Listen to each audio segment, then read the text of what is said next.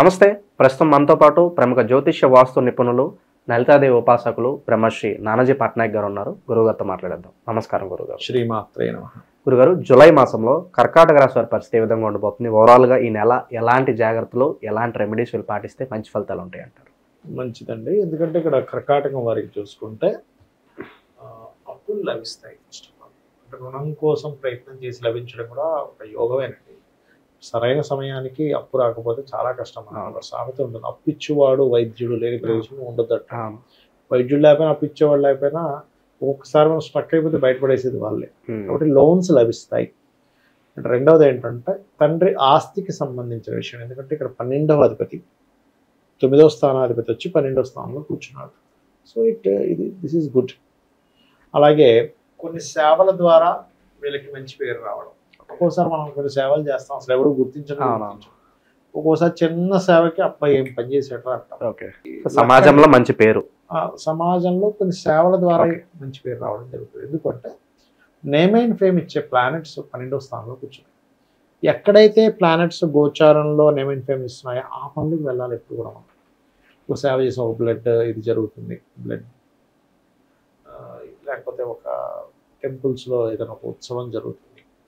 ఏదైనా ఒక దానికి మీరు కనుక సేవ చేయగలిగితే ప్రస్తుతం ఉన్న టైం ఇస్ గుడ్. ఇది మెయిన్గా చూసుకోవాలి. అయితే ఇక్కడ కర్కాటక లగ్నంలో బుధుడు ఉన్నాడు. బుధుడు శుభగ్రహం అయినప్పుడు వీళ్ళకి తెలియని ఒక చిన్న కన్ఫ్యూజన్ని, చిన్న భయాన్ని ఇస్తుంటాడు.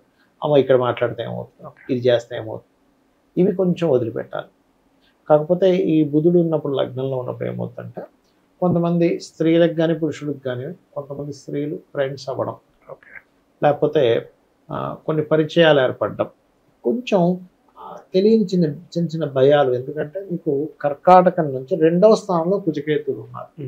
కుజుడు కేతు 2లో ఉన్నప్పుడు ఏంటంటే ఫీల్ ఎక్కడో స్ట్రక్ అయిపోయాను, ఇంకా ముందుకు వెళ్తుంది, ఆగిపోయింది అనే ఫీల్లో ఉంటారండి. ఆ ఫీల్ కానివ్వండి, అంటే ఒక్కొక్కసారి నిజంగానే స్ట్రక్ అయిపోతారు, కొన్నిసార్లు ఏమైపోతుంది అంటే స్ట్రక్ అయిపోయిన ఫీల్డ్లోకి వెళ్ళిపోతారు. అంటే ఫర్దర్గా ఏ నిర్ణయాలు ఏ నిర్ణయం తీసుకోవాలో అర్థం కాని విషయం. ఎందుకంటే ఇక్కడ ధైర్యం అయితే కుజకేతువుల వల్ల వస్తుంది ఎవరికైనా 3లో ఉంటే, కానీ ఇక్కడ 2లో ఉన్నాడు కుజకేతు. అంటే ధైర్యానికి వ్యయభావంలో ఉన్నాడు. అది కాకుండా 3వ అధిపతి శుభగ్రహమే లగ్నంలో ఉంది. ఎప్పుడైనా సరే 3వ స్థానం కానీ 6వ స్థానం కానీ 11వ స్థానం కానీ శుభగ్రహాలకు వస్తే ఇదే తలనొప్పి. ఇక్కడ ఏమవుద్ది, లగ్నంలో ఉన్నప్పుడు కొన్ని ఆలోచనలు, కొన్ని మాట్లాడటం, ఇప్పుడు మాట్లాడాలి, మాట్లాడని తప్పించుకుంటారండి కొంతమంది. చూడండి, సరే మాట్లాడదామంటారు, రారు. ఆయన ఆఫీస్కి వెళ్తాం, ఆయన ఇంటికి వెళ్తాం, ఇంటికి వస్తా అంటారు, రారు. మళ్ళీ మాట్లాడతాం, మళ్ళీ మాట్లాడతాం. అంటే ఏమిటి, ఇది మిమ్మల్ని ఇబ్బంది పెడుతుంది. సో దీన్ని ఎట్లా బ్రేక్ చేయాలని ఫస్ట్ తెలుసుకోవాలి. మన కమ్యూనికేషన్ లేకపోతే మన గ్రోత్ కూడా అక్కడ ఆగిపోతుంది కదా. ఉండదండి. చాలా మంది ఏంటంటే ఈ మాట చెప్తే ఏమనుకుంటారు, ఏమైపోద్ది. నేను ఒకటే చెప్తా, భయపడే వాళ్ళకి. మహా అంటే ఏమవుద్ది అనుకోండి, ఒకసారి మహా అంటే ఏమవుతుంది. ఈ జనరేషన్ వాళ్ళ గురుగారు ఎక్కువగా నో చెప్పడం రావట్లేదు. కొంతమంది చెప్తున్నారు, కొంతమంది చెప్పలేకపోతున్నారు. ఎందుకు అవుతుంది అంటే చిన్నప్పటి నుంచి మనం మహా అంటే ఏమవుతుంది అనేది నేర్పించగలగాలి పిల్లలకి. ఏమవుతుంది అంటే కొంతమంది చూడండి, అమ్మో నాకు ర్యాంక్ రాలేదు, ఏమైపోద్దు అని ఆత్మహత్యలు చేసుకుంటున్నారు. ఫస్ట్ నేర్పించాలి ఏమవుతుంది, దగ్గర నుంచి ఏమవుతుంది. జీవితం ఒక 60, 70, 80, 100, 120 మహా అంటే బతుకుతాను. ఈ జీవితంలో ఇలాంటి ఇంతకుముందు ఎవడు ఫేస్ చేయలేదా? నేనే ఫేస్ చేస్తున్నాను. ఇంతకుముందు కొన్ని లక్షల మంది ఫేస్ చేశారు, కొన్ని లక్షల మందికి ఈ సమస్య వచ్చింది, తీరిపోయింది. ఇది ఫస్ట్ మనం పిల్లలకు నేర్పించాలి. అప్పుడు మీరు అన్నట్టుగా నో చెప్పడం కానీ ఫేస్ చేయడం నేర్పించాలండి. చాలామంది ఏంటంటే అయ్యో నేను చాలా ఫేస్ చేశాను, మా పిల్లలు ఫేస్ చేయకూడదు అనుకున్నారు. తప్పు. ఫేస్ చేయకపోతే వాళ్ళు స్ట్రాంగ్ అవ్వరు. నేను ఒకటే చెప్తా, అసలు మీరు సింహం యొక్క ఇది మీరు వినే ఉంటారు, అది కొంచెం పిల్లలు పెద్ద అయితే దాన్ని వాటిని బయట పంపించేస్తారు. సింహము తల్లి ఎక్కడా కూడా పిల్లల చేత క్రాసింగ్, మేటింగ్ అంటారు, చేయనివ్వదండి. వేరే అన్ని జీవులు చేస్తాయి కానీ సింహం చేయనివ్వదు. దూరం వెళ్ళిపోవాలని పంపించేస్తుంది. ఎందుకంటే పిల్లలు అది కలవనివ్వదు. ఇంకోటి అది సింగిల్గా వెళ్తేనే అది రాజు అవుతుంది. అట్లా అది దానికి ఒక గ్రిప్ పెరుగుతుంది. అలా ఇక్కడ ఏంటంటే ఎప్పుడైనా బుధుడు లగ్నంలో ఉన్నప్పుడు మీకు ధైర్యం పెరగాలంటే విష్ణు సహస్రనామం కనుక చేస్తే లాజిక్ పనిచేస్తుంది. అక్కడ ఎప్పుడు కూడా మనకు ఒక లాజిక్ పనిచేయట్లేదు. ఇక్కడ నాకు ఏదో సంథింగ్ భయం వేస్తుందండి మాట్లాడాలంటే, లేకపోతే నాకు ఇక్కడ ఏదో మాట్లాడాలి కానీ నాకు అది అందట్లేదు అన్నప్పుడు ఇన్ఫీరియారిటీ కాంప్లెక్స్ కూడా ఎక్కువ ఉన్నప్పుడు విష్ణు సహస్రనామం వినండి, లేదా అంత వినలేము అనుకుంటే కనీసం ఓం కర్పూర వీటి కామోద సమాకర్ష దిగంతరాయ నమః చేసుకుని ఖచ్చితంగా ఉంటాయి. అయితే ఇక్కడ 2వ స్థానంలో కుజకేతువులు ఉన్నందుకు ఫినాన్షియల్ మ్యాటర్స్ విషయంలో కొంచెం జాగ్రత్తగా ఉండాలి. ఎందుకంటే ధనస్థానంలోకి వచ్చేసే 2 గ్రహాలు అక్కడ ఏమవుతుంది, వీళ్ళు ఎక్కడో జాబ్లో వాళ్ళకి డబ్బులు ఇవ్వాలి విషయంలోని, లేకపోతే సంతానానికి మనీ మ్యాటర్స్ విషయంలో ఇక్కడ చెడుతుంది, లేదా ఫ్రెండ్కి డబ్బులు ఇస్తున్నాం, లేకపోతే ఫ్రెండ్ నుంచి డబ్బులు తీసుకుంటున్నాం, ఈ మ్యాటర్స్ విషయంలో, లేదా మెడికల్ రిలేటెడ్ సంబంధించిన బిజినెస్ల విషయంలో, లేకపోతే ఒక రియల్ ఎస్టేట్ రిలేటెడ్ సంబంధించిన విషయంలో కొంచెం జాగ్రత్తగా ఉండాలి. ఓకే, వ్యాపారస్తులకు ఏం సూచన ఇస్తారు పెట్టుబడులు పెట్టడంలో? ఈ విషయాల్లో ఏమైనా సూచన ఉందా గురుగారు మీ? ఉందండి. ఇక్కడ ఏంటంటే ఒకటి, వ్యాపారస్తులకి లాభంలో శుక్రుడు ఉన్నాడు కాబట్టి మంచిదే. ఎందుకంటే సప్తమాధిపతి, మనం వ్యాపారం అనేది సమాజం ద్వారా మనకి వ్యాపారం జరుగుతుందండి. నాకు ఏం చేసుకోలేదు, నేను సమాజంతో లింక్ అవ్వాలి ఏ వ్యాపారం అయినా కూడా.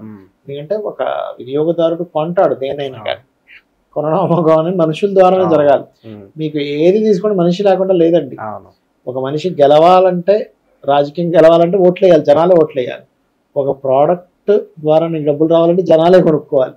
అందుకని ఏం చేస్తామంటే ఇప్పుడు వ్యాపారం అనేది సప్తమంతో లింకప్ ఉంటుంది, అంటే ప్రజలు సొసైటీతో లింకప్ ఉంటుంది. సో ఆ లింకప్ కారకుడు భాగ్యంలో ఉన్నాడు, ఆయన శుక్రుడిని చూస్తున్నాడు. సో ఇక్కడ వ్యాపార యోగము, వ్యాపారాన్ని ఇచ్చే గ్రహాలు బాగున్నాయి, దానిలో ఎటువంటి డౌట్ లేదు. కాకపోతే ఇక్కడ బుధుడు లగ్నంలో ఉన్నందుకు కొన్ని విషయాలు ధైర్యం చేయకపోవడం వల్ల నష్టపోతుంటారు.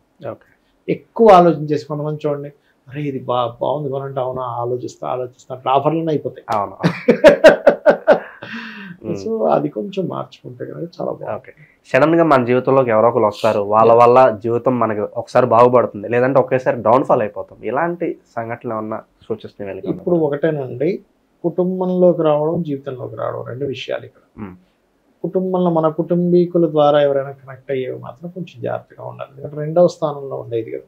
అంటే ఎలా అంటే ఇప్పుడు ఫ్రెండ్ ద్వారా, మా తమ్ముడు వల్ల ఒక ఫ్రెండ్ అనుకున్నాం, లేదా కుటుంబీకుల వల్ల ఒక ఫ్రెండ్ ఇన్వాల్వ్ అయ్యి వాళ్ళతో కొన్ని డీల్స్ చేయాలి. అటువంటి విషయాల్లో మాత్రం చాలా కేర్గా ఉండాలి. ఎందుకంటే ఇక్కడ లగ్నంలో బుధుడు ఉన్నప్పుడు ఏమవుతుందంటే, అది కూడా శత్రుక్షేత్రంలో ఉన్నప్పుడు మనము లాజికల్గా కొన్ని కరెక్ట్గా చెయ్యం, ఏదో ఎమోషన్గా వెళ్ళిపోతాం, ఏం కాదు అనుకుంటాం. ఇవి కొంచెం జాగ్రత్త పడాలి. అది మెయిన్గా నేను చెప్తుంటాను ఎప్పుడు కూడా. ఈ బుధుడు లగ్నంలో ఉన్నాం. ఓకే, ఇక సొంత ఇంటి కల నెరవేరడానికి ఎంత టైం పట్టొచ్చు అంటారు ఈ రాశి వాళ్ళకి? ఇక్కడ సొంత ఇంటికి కారకుడు చూసుకున్నట్లయితే తండ్రి ద్వారా ఏదైనా ప్రాపర్టీ రావడం అనేది చూపిస్తుంది ఫస్ట్ ఆఫ్ ఆల్ ఇక్కడ. ఎందుకంటే చతుర్థ లాభాధిపతి అంటాం. చతుర్థ స్థానం అనేది శుక్రుడు కారకుడు. ఇక్కడ ఈ కర్కాటక లగ్నం వారికి చూసుకుంటే, సో శుక్రుడు ఈజ్ ఓన్ హౌస్, అందులో ఎటువంటి సందేహం లేదు. సో ఇది ఏం చేస్తుందంటే సప్తమాధిపతి దృష్టి కూడా ఉన్నందుకు పార్ట్నర్ యొక్క సహకారంతో, లేదా తండ్రి యొక్క సహకారంతో కొంత ఏదైనా ల్యాండ్, గృహము, లేదా ఒక వాహనం కొనుగోలు చేసి యోగం చూపిస్తుంది. కొంతమంది చూడండి, ఇప్పుడు ఏమంటే నా లోన్ సరిపోలేదు, సో మా భార్య కూడా తను కూడా ఫండింగ్ చేస్తుంది, ఇంత డబ్బులు ఇస్తుంది, సో ఒక 2 lakhs డౌన్ పేమెంట్ కట్టేస్తున్నాం వస్తుంది అంటాడు. అలాంటివి. లేదా తండ్రి ఎప్పటి నుంచో ల్యాండ్ ఇస్తా అన్నాడు కానీ ఇప్పుడు ఇస్తా అన్నాడు ఎంతో లక్కీగా. సో అట్లాంటివి కొంతవరకు కలిసి వచ్చే ఛాన్సెస్ వీళ్ళకు ఉన్నాయి. ఓకే, ఇక చివరిగా ఆధ్యాత్మికంగా ఎలా ఉంటుంది గురుగారు? దేవుడు అంటే నమ్మకం లేని వాళ్ళకు కూడా ఏదన్నా ఒక మంచి ఫీలింగ్ కలిగి స్పిరిచువల్ సైడ్ వచ్చే మార్గం ఏమన్నా? ఒకటేనండి, మీరు మంచి ప్రశ్న వేశారు. ఎప్పుడు ఆధ్యాత్మికత అనేది ఉండాలి. అయితే ఆధ్యాత్మిక అంటే ఏంటో తెలుసుకోవాలి ఫస్ట్. చాలా మంది ఏంటంటే ఆధ్యాత్మిక అంటే నేను పొద్దున సాయంత్రం అదేదో రజనీకాంత్ సినిమా ఉంటుంది చూడండి, నేను 3 సార్లు సంధ్యావందనం చేస్తాను, 5 సార్లు గుడికి వెళ్తున్నాను, నాకు కనబడకుండా ఆయనకి ఎట్లా కనబడతాను. ఆధ్యాత్మికత అంటే ప్రతి వస్తువులో, ప్రతి జీవుల్లో, ప్రతి పనిలో నువ్వు భగవంతుడు శక్తి ద్వారా నడుస్తుంది అనే స్పృహతో ఉండడం. ఆ స్పృహతోనే నీ జీవితాన్ని గడపడం. ఒక వ్యక్తి తిడుతున్నా ఆ తిట్టడానికి ఒక శక్తి ఉంది. మొన్న ఒకరోజు ఇట్లాగే ఒక ఫంక్షన్ జరుగుతుంది, వ్యక్తికి హెల్త్ బాగోక కూర్చొని అమ్మాయి కూర్చోని పడుకున్నాడు. నాకు అప్పుడు వచ్చిన థాట్ చెప్పమంటారా మీకు? అంటే మనం ఒక మనిషిని చూసి ఖాళీగా కూర్చుంటున్నాడు అనుకుంటాం, కూర్చోడానికి కూడా శక్తి కావాలి. మనం అనుకుంటున్నారా ఖాళీ కూర్చున్నా, కూర్చోడానికి కూడా శక్తిని ఇచ్చిన వాడు ఎవడు? అతన్ని గుర్తుపట్టగలగాలి. నేను ఈ పని చేస్తున్నాను, మాట్లాడుతున్నాను, ఈ వాక్ దేవత ఎవరు? నా ఊరికేదో మాట్లాడేస్తున్నాను కాదు, ఒక దేవత ఉంది దానికి. మనం ఒక పని చేస్తున్నాం, ఒక దేవత ఉంది. భూమి ఒక దేవత, నీరు ఒక దేవత, వాయువు ఒక దేవత. సో ఈ పంచభూతాలు, ఈ దేవతలు ఉన్నారనే స్పృహతో నువ్వు నడుస్తున్నప్పుడు నిన్ను ఒక శక్తి నిన్ను గమనిస్తుందని నడుస్తున్నప్పుడు నువ్వు ఎవరికి అన్యాయం చేయవు, నువ్వు ఎవరిని ఇబ్బంది పెట్టవు, ఎవరిని చెనకవు, ఒకడు బాధపడేలా నువ్వు ప్రవర్తించవు. దట్ ఈజ్ ఆధ్యాత్మికత. పొద్దున్న టెంపుల్కి వెళ్ళిపోతాను, లలిత సహస్రనామాలు చదివేస్తాను, విష్ణు సహస్రనామాలు చదివేస్తాను, కానీ పక్కన ఎప్పుడు బాగుండకూడదు, వాడికి ఏదో అయిపోతే నేను లోపల నాలో తెలియని ఒక ఈర్ష్యా ద్వేషాలు వచ్చేస్తున్నాయంటే నువ్వు అసలు భక్తుడి కాదు అంటారు. అయితే కర్కాటకం వారికి సహజంగానే కొంత ఆధ్యాత్మికత ఉంటుందండి. ఎందుకంటే భాగ్యాధిపతి గురువు కదా, ఉంటుంది. కాకపోతే ఇక్కడ ఏమవుతాయంటే కొన్నిసార్లు మిస్ అవుతుంటారు, కొన్ని రెగ్యులర్గా చేసే పూజ నాకు ఎందుకు కుదరట్లేదు అంటే ఏమైపోతుందంటే బుధుడు లగ్నంలో ఉండి 12లో గురువు ఉన్నప్పుడు అన్ని లెక్కలేసుకుంటూ ఉంటాడు మనిషి. నా గుడికి వెళ్ళాను, నాకేం కలిసి రాలేదు, ఈ గుడికి వెళ్దామా, లేకపోతే ఏంటో గుడికి వెళ్ళినా నాకేం కలిసి రావట్లేదే. అక్కడ ఏమైనా దేవుడు బోర్డు పెట్టాడు నువ్వు నా దగ్గర రా, ఈ గుడికి రా, నీకు ఇచ్చేస్తానని, ఏంటో. సో అది ఇక్కడ ఏంటంటే సహజంగానే ఆధ్యాత్మికత ఉంటుంది కర్కాటక లగ్నం లేదా రాశి కదా, కొంచెం ఎమోషన్ సపోర్ట్ కోరుకుంటుంది. ఇక్కడ ఏంటంటే కొన్నిసార్లు మిస్ అవుతూ ఉంటాయి 12లో గురువు ఉన్నందుకు. ఓకే, ప్రజెంట్ ఉన్న గ్రహస్థితి బట్టి ఎలాంటి రెమెడీస్ అవసరం గురుగారు? అండ్ సాధారణంగా ఇంకో క్వశ్చన్ ఏంటంటే, ఎక్కువగా ప్రజెంట్ ఫేస్ చేస్తున్న సిచ్యువేషన్ మనసు నిండా చెడు ఆలోచనలు, ఏం చేద్దామన్నా ఎక్కువగా కాన్సన్ట్రేట్ చేయలేము, ఏ విషయంలోనూ అంత ఆసక్తి చూపించకపోవడం, నిగ్రహంగా ఎలా ఉండాలి గురుగారు మెయిన్గా? అదొకటి చెప్పండి రెమెడీస్తో పాటు. ఫస్ట్ రెమెడీ చూసుకుంటే కనుక సుబ్రహ్మణ్యేశ్వర స్వామి ఆరాధన, గణపతి ఆరాధన ఫైనాన్షియల్గా బాగుండేలా చేస్తుంది. ఇప్పుడుండే గ్రహిస్తుంది. చెడు ఆలోచనలు అన్నారు, యాక్చువల్లీ చెడు కాదండి, యాక్చువల్గా ఏంటంటే మనిషి అభద్రతా భావము అంటారు దాన్ని. ఏమో ఉద్యోగం పోతుందేమో, బంగారం ఇంట్లో పెట్టాను దొంగ వచ్చి పట్టుకుపోతాడు, ఊరు వచ్చేసాను. మా ఇంట్లో అంటే ఉదాహరణ చెప్తాను, థాట్స్ అక్కడ ఆగిపోతాయి. ఈయన ఒక్క ఆయన వెళ్ళాడు బయటికి, ఆడు శత్రువు ఏమవుతుందో అని భార్య ఇంట్లో ఆలోచిస్తుంది, లేదా భార్య బయటికి వెళ్ళిన భర్త ఇంట్లో ఒక్క ఆవిడే ఉంది, ఈ మధ్యన్ని కొత్త ఏమైపోతున్నాము. ఏమంటానంటే నువ్వు గనక పరిపూర్ణంగా భగవంతుడిని నమ్ముకుంటే భగవంతుడు ఉన్నాడు చూసుకుంటాడు అని సరెండర్ అయిపోయి నీ పనులు నువ్వు చేసుకుంటే ఏం కాదండి.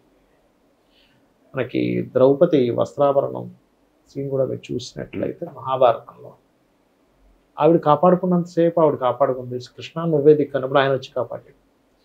నేనేమంటానంటే నువ్వు చేసే ప్రతి పని కూడా భగవంతుడి యొక్క అనుగ్రహంతో జరుగుతుందని గుర్తెరిగి నువ్వు పనిచేయి, ఆటోమేటిక్గా అంతా నీకు బ్యాడ్ థాట్స్ పోతాయి ఆటోమేటిక్గా.